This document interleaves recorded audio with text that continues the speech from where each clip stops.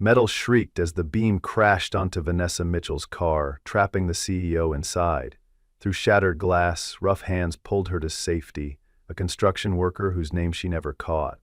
As sirens approached, he simply disappeared into the crowd, leaving only his worn jacket draped over her trembling shoulders. Why would someone save her life, then walk away expecting nothing? At 5:30 in the morning, Jack Reynolds' alarm cut through the darkness of his small apartment. He silenced it quickly, careful not to wake 6-year-old Emma sleeping in the room next door. Their morning routine moved like clockwork. He'd shower, prepare Emma's lunch, and gently wake her with a soft pat on her shoulder. "Time to rise and shine, sunshine," he whispered, as he did every morning. Emma's room was small but filled with drawings and craft projects they'd made together.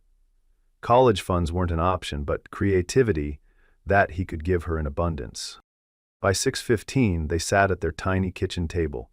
Jack had his coffee black while Emma arranged her cereal in patterns before eating it, row by row. It was one of her quirks that had emerged after her mother left 3 years ago. Jack dropped Emma at Mrs. Henderson's apartment downstairs.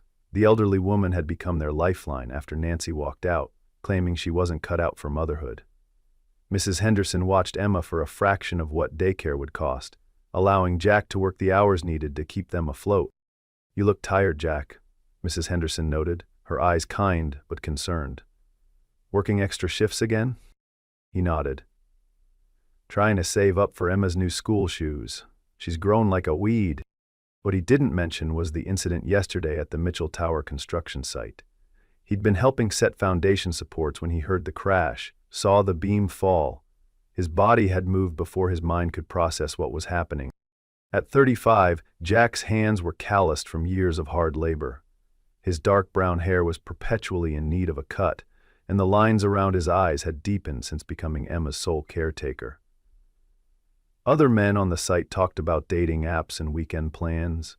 Jack spent his rare free time teaching Emma to ride her bike or fixing leaky pipes in their aging apartment building.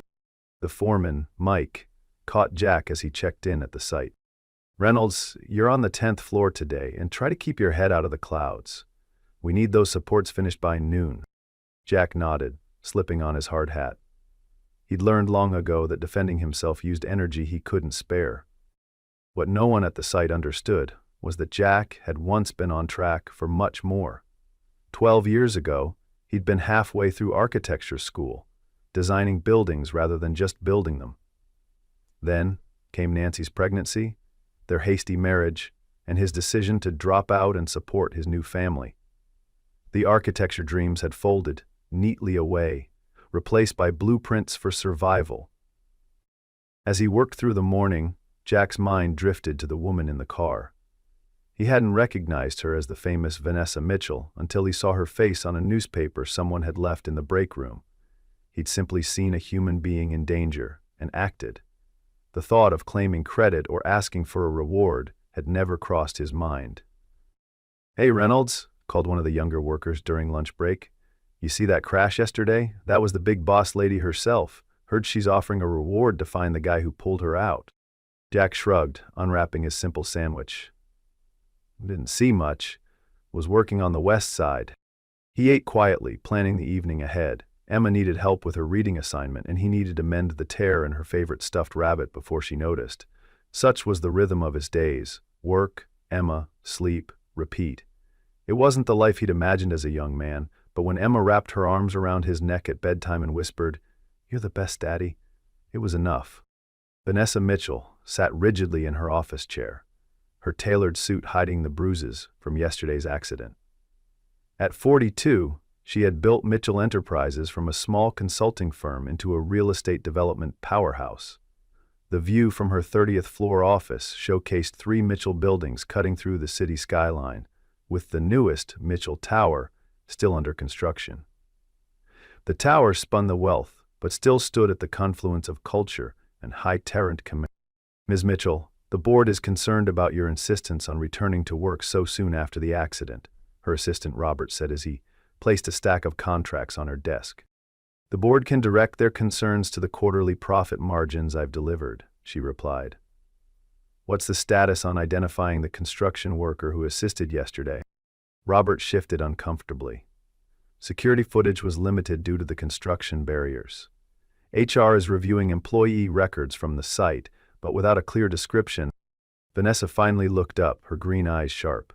I need a name, Robert. That man saved my life. Mitchell Enterprises rewards excellence. And what he did was beyond excellent. What she didn't say was how the incident had shaken her. For 8 years since divorcing Thomas, she had built walls around herself. Literal skyscrapers and figurative barriers that kept everyone at a professional distance. Yesterday, a stranger had broken through both, with nothing but his bare hands and immediate concern for another human being. I want interviews with every worker from that site, she instructed. Discreetly, frame it as a general safety review. Over the next week, Vanessa found herself driving by the construction site during lunch breaks and after work. She'd sit in her new company car, watching the workers from a distance. None moved like the man she remembered. With that quiet sureness, that total focus, she tried other approaches, an anonymous employee appreciation event where she could observe the workers up close, a surprise inspection that allowed her to see their faces.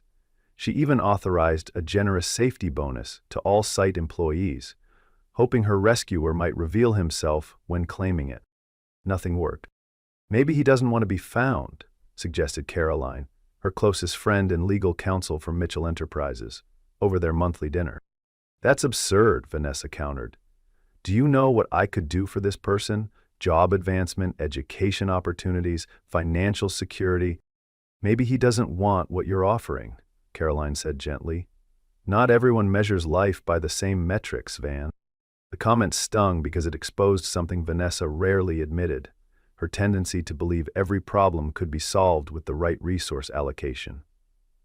It was how she'd built her company, her reputation, and her life after Thomas had left her for his 24-year-old assistant, claiming Vanessa was too focused on success to remember how to love. 3 weeks after the accident, Vanessa's security team finally made the connection. An employee badge access record showed one worker, Jack Reynolds, missing from his station for exactly 22 minutes during the time of the accident. Single father, 6 years on site, no disciplinary issues, Robert reported, placing the file on Vanessa's desk. Lives in the Westbrook apartments with his daughter. Vanessa opened the file to find a standard employee photo. Jack Reynolds looked directly at the camera. No smile, no frown, just clear eyes and a face that had weathered more than its share of challenges. Schedule a meeting, she said firmly. Jack knew something was different when he arrived at the site and found Mike waiting for him, shifting uncomfortably from foot to foot. Reynolds, you're wanted upstairs. The big upstairs, Mike said, pointing toward the completed section of Mitchell Tower where the temporary offices were located. Something about special assignments. Jack's stomach tightened. I haven't applied for any special assignments. Mike shrugged. Don't shoot the messenger. 15th floor, office at the end of the hall. They're expecting you. With each floor the elevator climbed, Jack's unease grew. He'd spent years perfecting the art of invisibility, doing his job well but never standing out enough to be noticed. Visibility meant vulnerability, and Emma depended on his stability. The temporary office was minimalist but elegant. Behind a sleek desk sat Vanessa Mitchell herself, her auburn hair pulled back in a precise knot, her posture perfect despite the fading bruise visible near her collarbone. Mr. Reynolds, she said, rising. Thank you for coming. Jack remained near the door. Didn't have much choice. Is there a problem with my work? Quite the opposite. She gestured to a chair across from her desk. Please, sit. He sat cautiously, work gloves still in his hands. The contrast between them couldn't have been starker. Her tailored suit probably cost more than his monthly rent, while his worn work clothes carried the dust of the morning's labor. 3 weeks ago, Vanessa began, there was an accident outside this building. A construction beam fell onto my car, trapping me inside. You were there. It wasn't a question. Jack said nothing, his expression neutral. You saved my life, she continued, and then disappeared. No request for recognition, no contact with the company, nothing. Why? Jack met her gaze directly. You needed help. I helped. That's all there was to it. That's not all there is to it, Vanessa countered, leaning forward. What you did was extraordinary, Mr. Reynolds. Mitchell Enterprises rewards extraordinary actions. Starter's Market. She pushed a folder across the desk. Jack didn't open it. Inside is an offer, she explained. A management position in our facilities division. Better hours, significant pay increase, full benefits. Your experience, combined with your obvious quick thinking, makes you an ideal candidate. Jack finally reached for the folder, but only to slide it back toward her. I appreciate the offer, Ms. Mitchell, but I'm not looking for a new position. Confusion flickered across her face. Perhaps I wasn't clear. This role would more than double your current salary. I understand what you're offering, Jack replied evenly, but I didn't help you to get something in return. That's not why I did it. Then why did you? The question seemed to surprise her as much as him, as if she hadn't meant to ask it so directly. Jack shifted in his chair.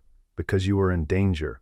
Because that's what people should do for each other. Because my daughter is watching everything I do, learning how to be in this world.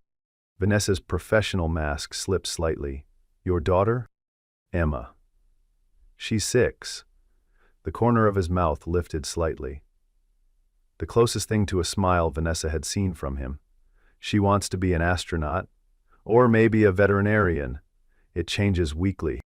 Vanessa absorbed this, then tried another approach. If not a job, then perhaps a reward? A college fund for Emma? New housing options? Jack stood, something like disappointment crossing his features. Miss Mitchell, I'm sure you mean well, but turning a basic human response into a transaction, it cheapens it, doesn't it? For perhaps the first time in her professional life, Vanessa Mitchell found herself speechless.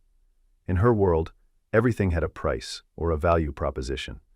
The idea that some actions existed outside that framework was foreign to her. I need to get back to work, Jack said quietly. They're setting support beams on 10 today. Wait, Vanessa said, rising quickly. At least take your jacket. You left it with me that day. She retrieved the worn work jacket from a cabinet behind her desk. Jack looked at it with genuine surprise. I wondered where that went, he murmured, taking it from her. Their fingers brushed momentarily during the exchange, and Vanessa felt an unexpected current run through her.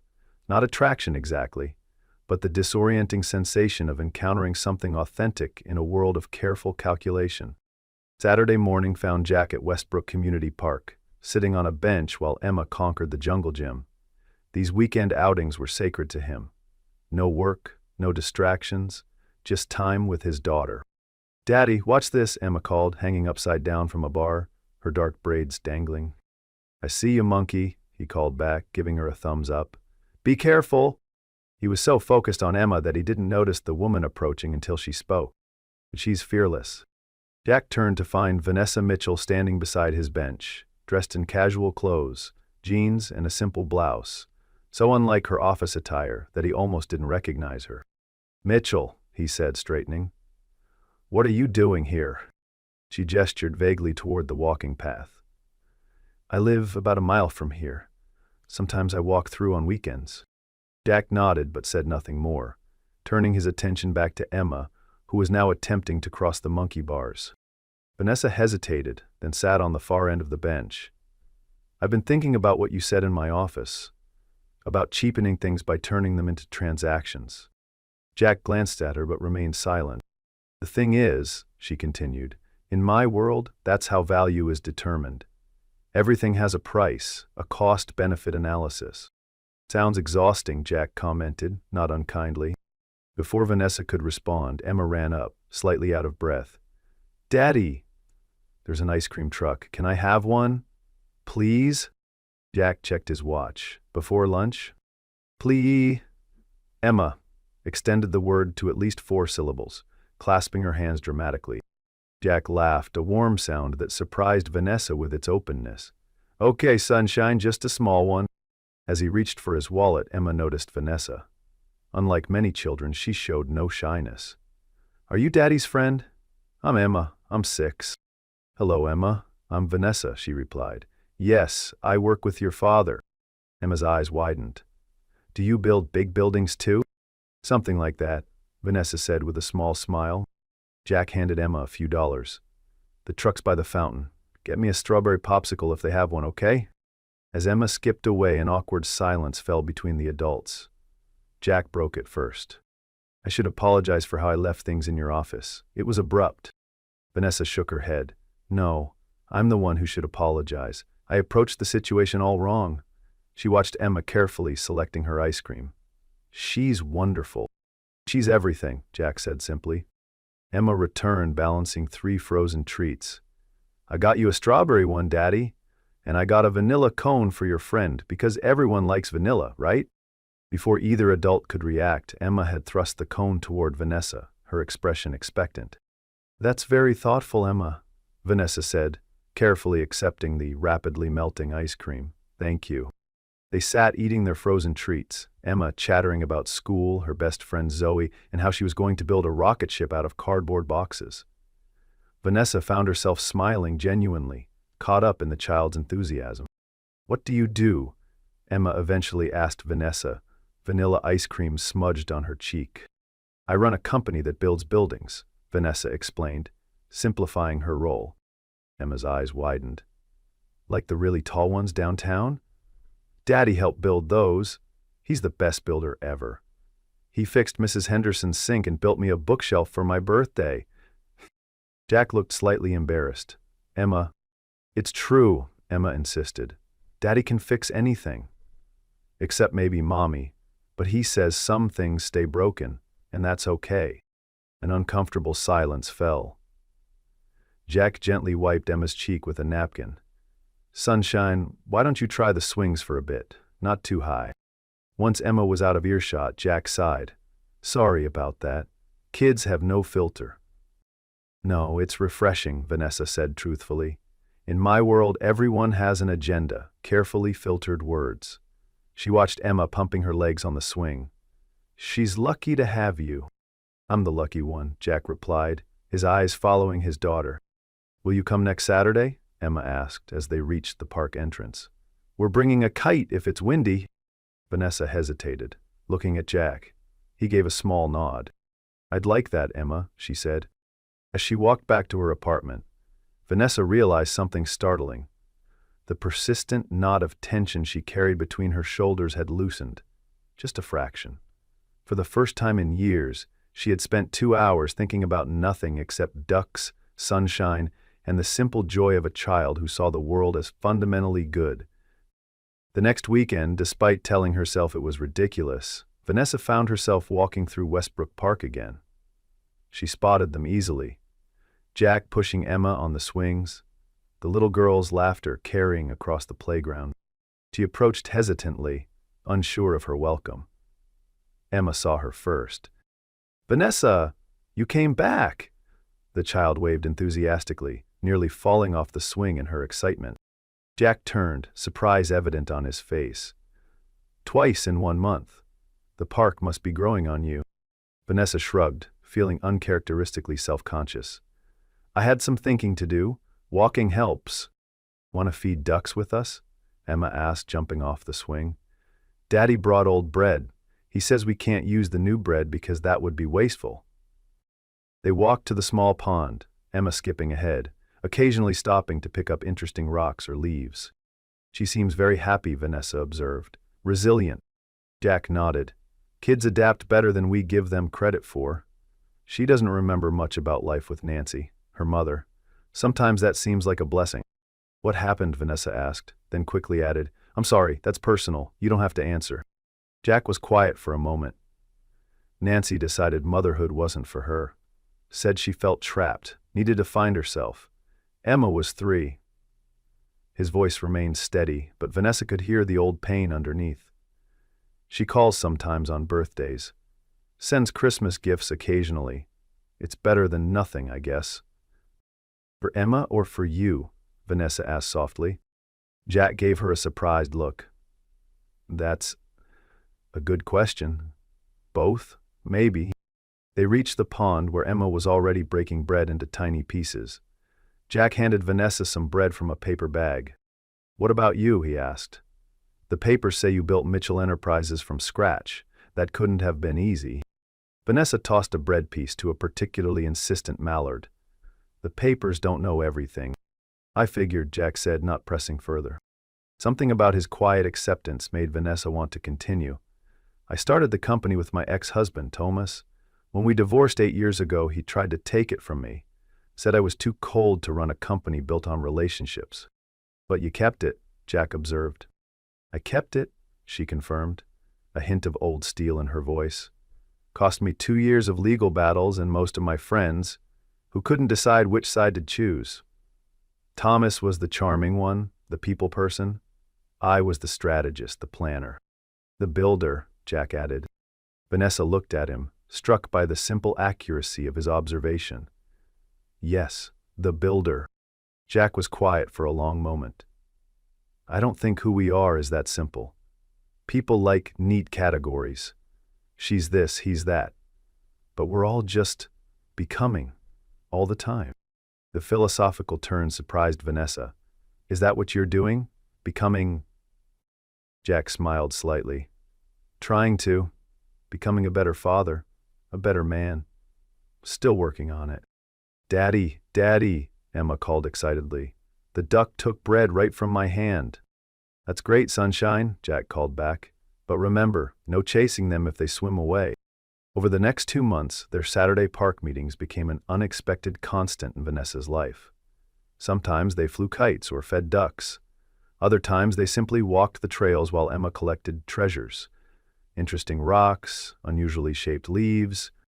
Vanessa found herself planning her week around these meetings, declining business lunches that might run long, and delegating tasks she would normally handle personally. You seem different lately, Caroline observed over their monthly dinner. Less intense. Vanessa sipped her wine. Do I? It's not a criticism, her friend clarified. You seem more present, less like you're mentally reviewing spreadsheets while we talk. Caroline studied her. Does it have anything to do with that construction worker? Robert mentioned you've been asking HR to track his project assignments. Vanessa set down her glass carefully. Jack and his daughter Emma have become friends, I suppose? Caroline's eyebrows rose. Friends? You? Try not to sound so shocked, Vanessa said dryly. I am capable of human connection. Of course you are, Caroline backtracked. It's just not your usual type of connection. He's a construction worker, Van. He's more than his job title, Vanessa replied, a defensive edge creeping into her voice. He's intelligent, thoughtful, an excellent father. Caroline leaned forward. You like him? It's not like that, Vanessa insisted, though a warm flush threatened to betray her. He's shown me a different perspective, a life measured by different metrics than profit margins and market expansion. So what happens next? Caroline asked. You keep meeting them at the park forever, feeding ducks while running a real estate empire? The question hit uncomfortably close to the thoughts that had been circling in Vanessa's mind. What was she doing with Jack and Emma? Where could this possibly lead? The following week, after a board meeting where Mitchell Enterprises approved the acquisition of a struggling competitor, Vanessa made an impulsive decision. She had her driver take her to Westbrook Apartments instead of her luxury high-rise downtown. The building was exactly what she expected, worn but clean, a place where people lived because it was what they could afford, not what they chose. She found apartment 3B and knocked before she could reconsider. Jack opened the door, surprise evident on his face. Vanessa? May I come in? She asked, suddenly aware of how out of place she looked in her executive suit and heels. He stepped aside, allowing her to enter the small apartment. It was tidier than she expected, with carefully mended furniture and walls covered in Emma's artwork. A bookshelf, made of simple pine boards, held a surprising collection of architecture and design books alongside children's stories. Emma's at a birthday party, Jack explained. Is everything okay? Vanessa sat, trying to organize her thoughts. I've been thinking about our conversations, about different ways of measuring a life. Jack sat across from her, waiting. Mitchell Enterprises just acquired Westside Development, she continued. They own this building, among others. Jack's expression turned guarded. I see. I've authorized a complete renovation of this property, Vanessa said. New plumbing, electrical, windows, security system. And I'd like to offer you a position overseeing the project. Jack's eyebrows rose. Why me? Because you care about this place and the people in it. Because you have an eye for detail and practical solutions. She leaned forward. This could be a fresh start, Jack. Better pay, regular hours for you and Emma, a chance to use your mind as well as your hands. And what would I owe you for this opportunity? He asked quietly. The question stung more than Vanessa expected. Nothing. It's not a transaction, Jack. It's an opportunity I'd offer any qualified candidate. But you're not offering it to any qualified candidate, he pointed out. You're offering it to me, specifically. Vanessa stood, moving to the window. Fine. Yes, I'm offering it to you because I've come to care about what happens to you and Emma. Is that so wrong? No, Jack said carefully. But it does make me wonder why the CEO of Mitchell Enterprises is personally delivering job offers to a construction worker's apartment. Vanessa turned to face him. Because I want you in my life, Jack. You and Emma. You've shown me a world beyond profit margins and board meetings. When I'm with you both, I feel like a person, not a position. Jack stood too, his expression troubled. Vanessa, I think you're confusing gratitude with something else. You don't really know me. I know enough, she countered. I know you're kind and principled. I know Emma adores you and you're raising her to be thoughtful and brave. I know you gave up architecture school to support your family. Jack's eyes widened slightly. You researched me. I wanted to understand you, Vanessa admitted. Why you would risk your life for a stranger and want nothing in return. And did your research give you the answer? There was an edge to his voice now. No, Vanessa said honestly. But our Saturdays together have.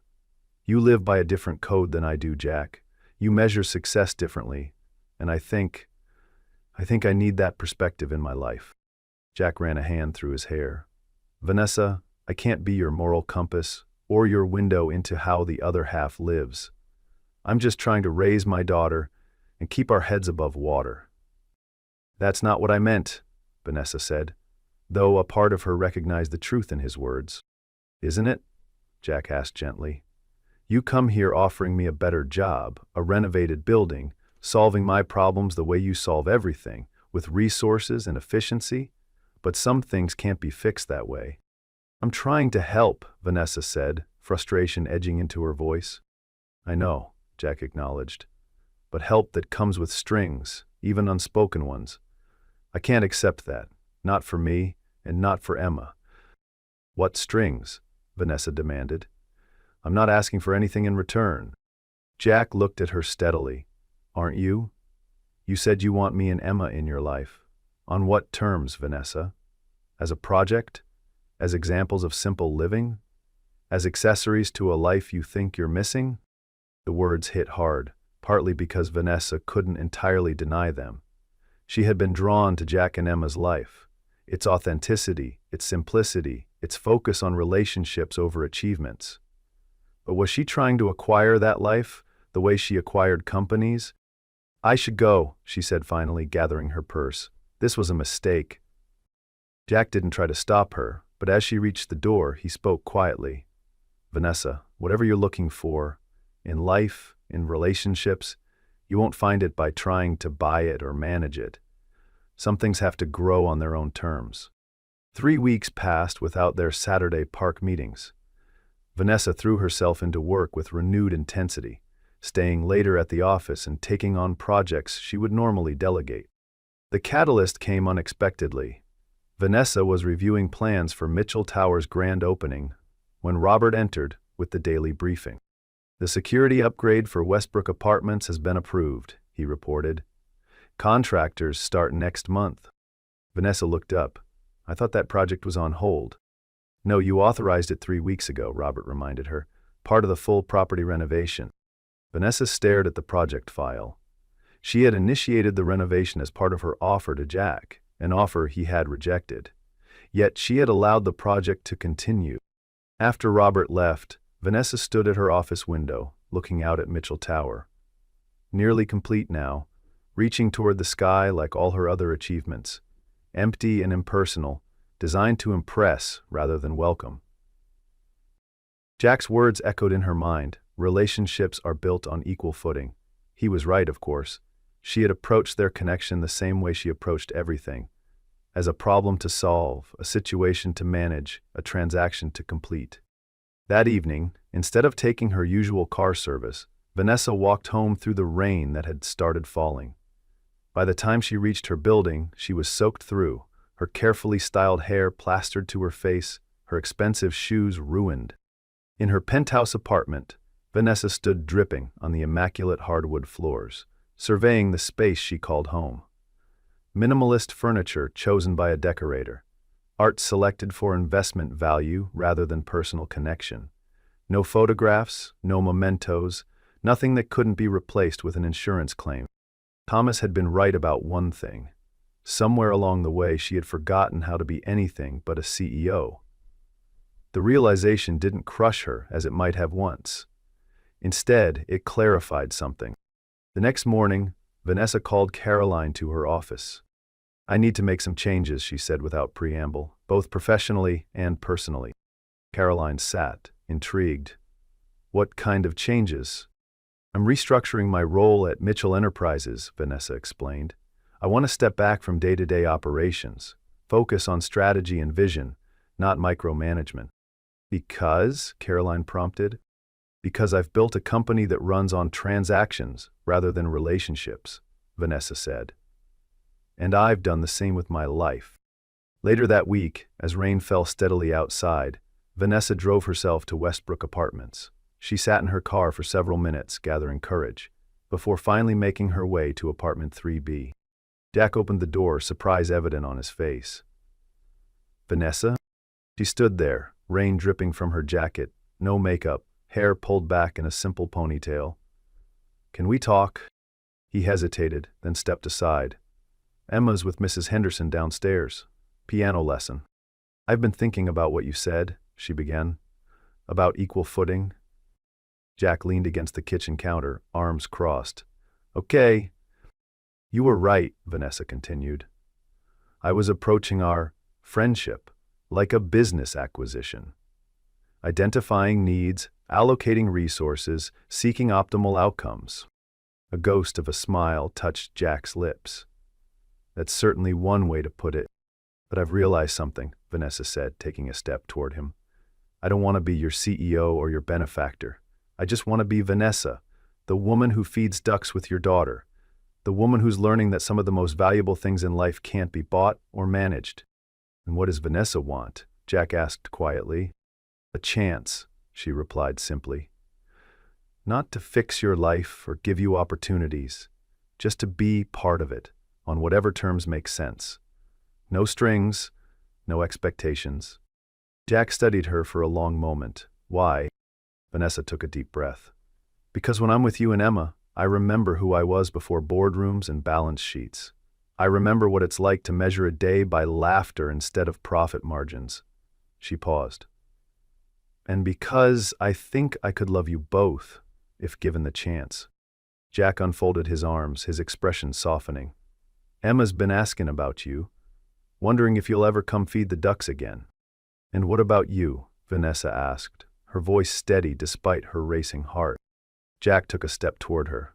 "If you'd ever see that what makes you remarkable isn't your company or your achievements, it's just you. The woman who sits on a park bench eating ice cream with a 6-year-old and doesn't check her phone once." Vanessa felt something tight in her chest begin to loosen. "I've stepped back from day-to-day operations at Mitchell Enterprises, created space for other priorities." Jack was quiet for a moment. "The renovation of this building, is that still happening?" "Yes," Vanessa confirmed, "but not as leverage or as part of any offer to you. The residents here deserve safe, comfortable homes. That's just good business and basic human decency." Jack nodded slowly. "So where does that leave us?" "I don't know," Vanessa admitted. "I'm not used to relationships without blueprints or 5-year plans. But I'd like to find out." Maybe starting with ducks this Saturday? A key turned in the lock and Emma burst in, her small face lighting up when she saw their visitor. "Vanessa!" she exclaimed, rushing forward to wrap her arms around Vanessa's waist. "You came back. Are you going to feed ducks with us again?" Vanessa looked at Jack over Emma's head, a question in her eyes. He smiled. A real smile this time, reaching all the way to his eyes. "I think Vanessa would love to feed ducks with us," he said, "if she's not too busy." "I'm not too busy," Vanessa said, returning Emma's hug. "Not for this. Not anymore." 6 months later, a crisp autumn morning found them in Jack's small kitchen. Emma sat at the table, carefully cutting heart shapes from toast with a cookie cutter, her latest breakfast innovation. Jack stood at the stove, flipping pancakes, while Vanessa poured coffee into 3 mugs. A large one for Jack, a medium one for herself, and a small one for Emma that contained mostly milk with just a splash of coffee, her grown-up drink. "Daddy, can we go to the new playground after school today?" Emma asked, arranging her toast hearts in a circle on her plate. "Not today, sunshine," Jack reminded her. "I have that meeting with the architectural firm, remember?" Emma's face fell slightly. "Oh yeah, I forgot." Vanessa slid a pancake onto Emma's plate. "But I can take you if you'd like. My last meeting ends at 3. Emma brightened immediately. "Really? Can we get hot chocolate after?" "We'll see," Vanessa said with a wink, the phrase she'd learned from Jack as a parental middle ground between yes and no. The changes of the past 6 months were evident in a dozen small ways. Vanessa's sleek briefcase now contained not only contracts and project files, but also a small sketchbook for Emma and emergency hair ties. Jack's apartment featured several new bookshelves, built by him, but designed together with Vanessa during evening discussions about space optimization. Professional changes had come too. With Vanessa's encouragement but not her intervention, Jack had applied for and received a position as a project coordinator, using his practical experience and the architectural knowledge he'd never fully abandoned. His hours were more regular now, his pay better, though still modest by Mitchell Enterprises standards. Vanessa had restructured her role as she'd promised, focusing on strategic vision while delegating daily operations. She left the office by 5 most days, unthinkable in her previous life, and had learned to turn off email notifications on weekends. The company continued to thrive, perhaps even more so with her renewed focus and perspective. "Are you nervous about the meeting?" Vanessa asked as Emma finished breakfast and went to gather her school things. Jack considered the question. "A little. It's been a long time since I sat across from professional architects." "They'll be impressed," Vanessa said with certainty. "Your portfolio speaks for itself." Jack had begun designing again in his free time. Small renovation projects at first, then more ambitious concepts. The meeting today was with a mid-sized architectural firm that had expressed interest in his ideas for affordable housing with dignity and style. "Emma, backpack and shoes, please," Jack called, checking the time. "Mrs. Henderson will be waiting." As Emma rushed around gathering her things, Jack turned to Vanessa. "Will you be here for dinner?" "I should be done by 6, she confirmed. "That pasta Emma likes?" Vanessa smiled. "Perfect." As they prepared to leave, Jack and Emma to school drop-off, Vanessa to a meeting downtown, Emma suddenly stopped in the doorway. "Wait. Group hug first," she insisted, a ritual she had instituted months ago. They complied, forming a circle of 3 in the small apartment entryway. Vanessa felt Jack's strong arm around her waist, Emma's small body pressed against them both. The feeling that washed over her wasn't the triumph of closing a major deal or the satisfaction of seeing a new building rise on the skyline. It was quieter, deeper, a sense of belonging that no corner office or corporate achievement had ever provided. At the apartment door, Jack paused, touching Vanessa's arm lightly. "See you tonight?" "Tonight," she confirmed. He leaned in, kissing her softly. "Thank you." "For what?" she asked. "For seeing me," he said simply. "Not what I could do for you, or what you could do for me, just me." Vanessa took his hand, feeling the calluses that remained despite his new position, the strength that had once pulled her from wreckage, both literal and figurative. "Thank you for the same," she replied. As they parted ways outside the building, Jack and Emma toward the school, Vanessa toward her waiting car, she found herself thinking about the strange path that had led her here. A falling beam, a selfless act, a man who wanted nothing in return except to be seen for who he was. Her phone buzzed with an incoming message. From Jack. Emma says to remember hot chocolate has marshmallows or it doesn't count. Vanessa smiled, typing back. Noted. Extra marshmallows it is. Simple. Warm. Real.